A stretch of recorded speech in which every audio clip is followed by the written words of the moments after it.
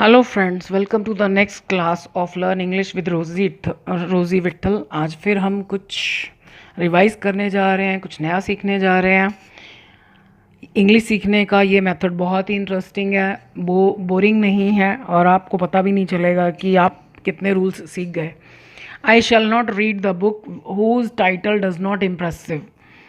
I shall not read the book, मैं नहीं पढ़ूंगा उस किताब को जिसका, अब ये पिछली वीडियो में भी हमने देखा कि हुज अकेला नहीं आता, किताब का क्या टाइटल, तो ये हुज टाइटल मतलब बुक का टाइटल, जिसका title does not impressive. Does not के बाद कभी भी एडजेक्टिव नहीं आता है।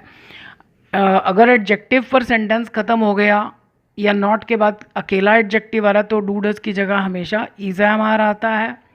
अगर यहाँ हमने डिड लिखा होता तो वाज वर आता। So whose title is not impressive, जिसका टाइटल अच्छा नहीं है। They will not ask the questions, वे नहीं पूछेंगे वो वाले questions which will be daunting, जो कि पसीने छुड़ाने वाले होंगे, यानी जो कंफ्यूज करने वाले होंगे। कोई भी चीज़ जो डॉन्टिंग होती है वो पसीने छुड़ाने वाली, यानी बहुत मुश्किल। अब इसमें क्या मिस्टेक है, इधर भी विल इधर भी विल, एक सेंटेंस के दो पार्ट्स, भले ही वो हिंदी में फ्यूचर की बात कर रहे हो या हिंदी में गागेगी आ रहा, दोनों तरफ विल शैल नहीं आना चाहिए।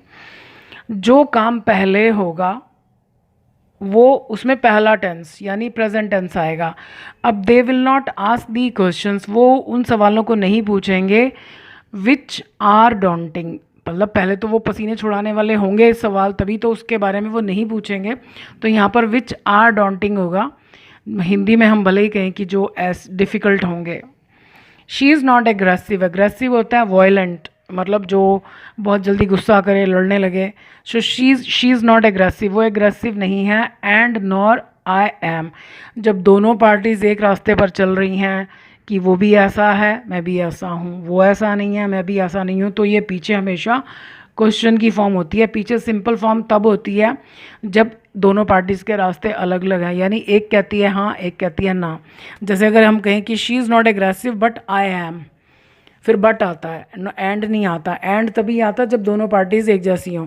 सो she is not aggressive and nor am I, question की फॉर्म में आना चाहिए और केवल सब्जेक्ट और हेल्पिंग वर्ब। तो यहाँ पर ये हेल्पिंग वर्ब भी यही है, मेन वर्ब भी यही है।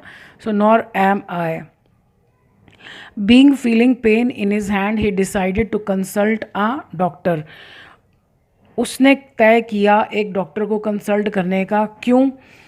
अपने हाथ में दर्द महसूस करते ही, तो दर्द किसने महसूस किया? इसी ने किया, यानी इसी की बात यहाँ हो रही है। अगर यहाँ कोई काम हो रहा है तो फिर बीइंग की ज़रूरत नहीं है। बीइंग कब आता है? जब यहाँ पर सिर्फ इसकी अच्छाई या बुराई बताई जा रही है। अगर काम हो रहा है तो हमें बीइंग नहीं चाहिए। Feeling pain in his hand, ये प्रेजेंट पार्टिसिपल है कि दर्द महसूस करते ही फ़ौरन ही decided to consult a doctor. अगर गैप हो इन दोनों कामों में तो फिर यहाँ पर हमको वाइल लगा कर करना चाहिए, WHILE वाइल। और अगर आप, इसका मतलब ही यही होता है कि ये होते ही जरा सा, मतलब इस काम की शुरुआत होते ही ये हो गया। We can not wear the clothes whose colour have faded. We can not wear the clothes, हम नहीं पहन सकते वो कपड़े, हुज कलर्स, क्योंकि कपड़े बहुत सारे हैं तो उनके रंग भी बहुत सारे होंगे। So we can not wear the clothes whose colours have faded, जिनके कलर फेड हो चुके हैं।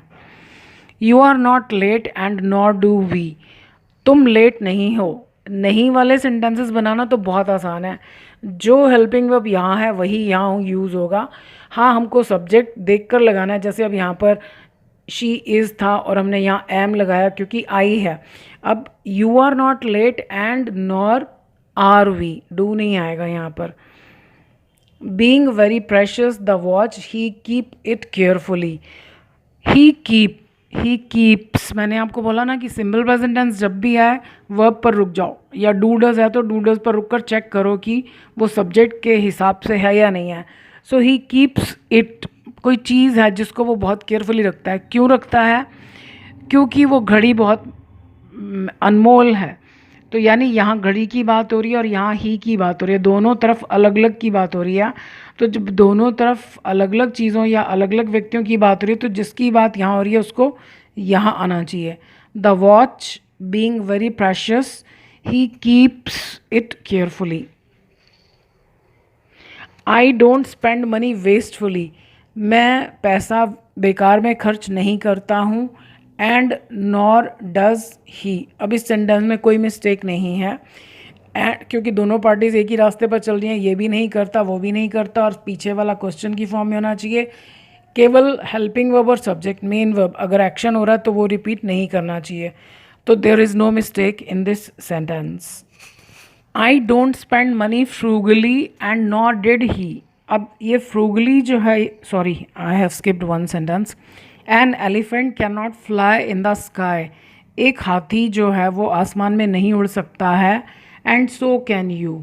सो तब आता है जब दोनों पॉजिटिव हों, नेगेटिव में नॉर आता है। एंड नॉर, और ये क्वेश्चन की फॉर्म में, एंड नॉर कैन यू।